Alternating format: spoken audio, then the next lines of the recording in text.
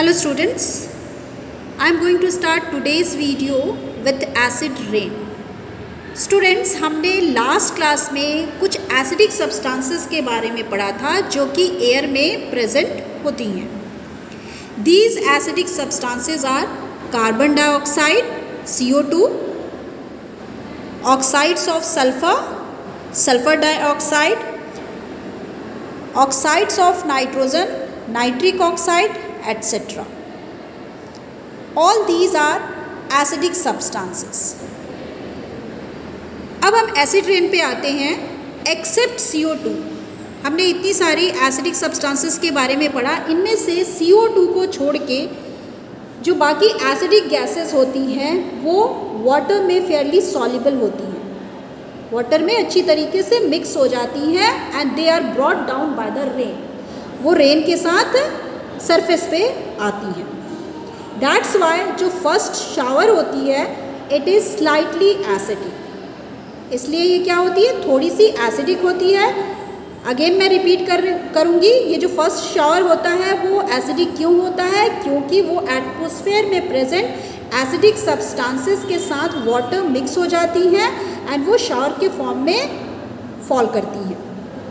ठीक है. After one shower, एक शावर के बाद ये रेन बिकम्स ऑलमोस्ट न्यूट्रल. ये जो रेन होती है ऑलमोस्ट न्यूट्रल हो जाती है क्योंकि एटमॉस्फेयर में इन एसिडिक ऑक्साइड्स यानी जो एसिडिक सब्सटेंस हैं उनकी अमाउंट कम हो जाती है.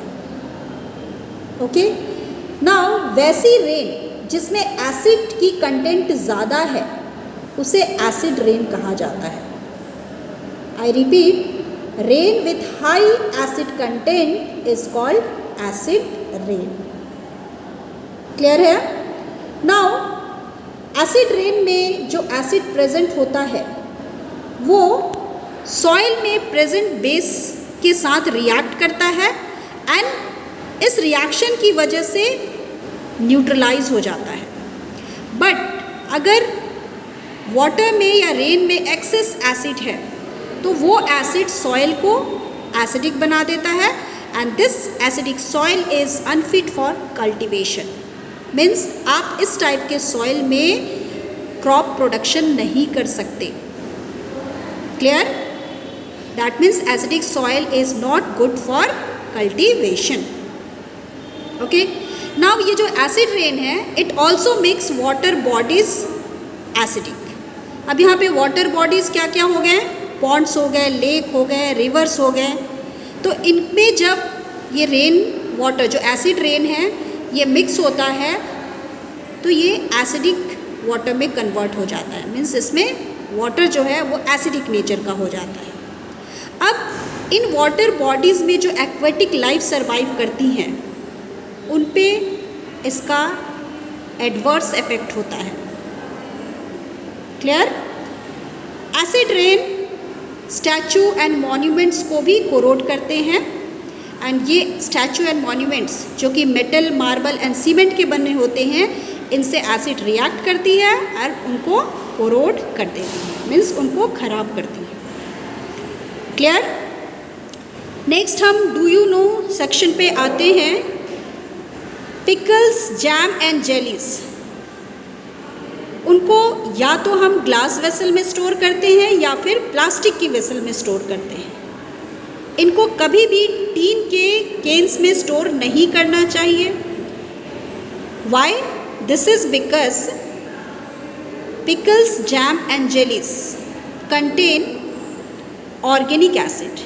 इनमें क्या होता है, ऑर्गेनिक एसिड होता है जो कि वीक एसिड होता है एंड ये एसिड मेटल के साथ रिएक्ट कर हार्मफुल सॉल्ट बनाते हैं. अब हम प्रॉपर्टीज़ ऑफ एसिड्स उसको देखेंगे. First property of acid is its taste. Acids are sour in taste. Acid का टेस्ट कैसा होता है, खट्टा होता है. दैट मीन्स अगर कोई सब्सटेंस आपको सोर टेस्ट दे रहा है दैट मीन्स उसमें एसिड प्रेजेंट है. Second is acids are dissolve in water. Acid water में अच्छी तरीके से डिज़ोल्व हो जाते हैं. That means acids are soluble in water. Clear?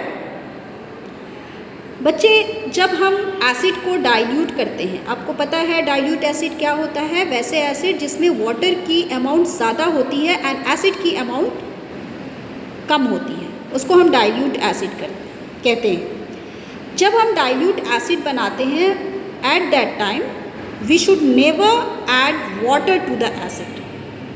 हमें वाटर को एसिड में नहीं डालना है। क्या कहा मैंने? वाटर को एसिड में नहीं डालना है, हमें एसिड को वाटर में डालना है, ठीक है? एंड कॉन्स्टेंटली आपको क्या करना है? उसको स्टर करते रहना है। क्लियर? इसके पीछे का क्या रीज़न है? अगर आप वाटर को एसिड में डालोगे तो एसिड क्या होगा? स्प्लैश आउट हो सकता है, आपकी फेस को बर्न कर सकता है। Next is the pH scale. अब ये pH स्केल क्या है? pH scale measures how acidic an object is. ये स्केल हमें बताता है कि गिवन सब्सटेंस कितना एसिडिक है। एसिडिक कंपाउंड की pH वैल्यू 1 और 7 के बीच की होती है। जिन कंपाउंड्स की pH वैल्यू कम होती है, they are more acidic. Suppose कीजिए किसी सब्सटेंस की pH वैल्यू 1 आ रही है, दैट मीन्स वो बहुत ही स्ट्रॉन्ग एसिड है। Clear? This is all about today's video. Thank you.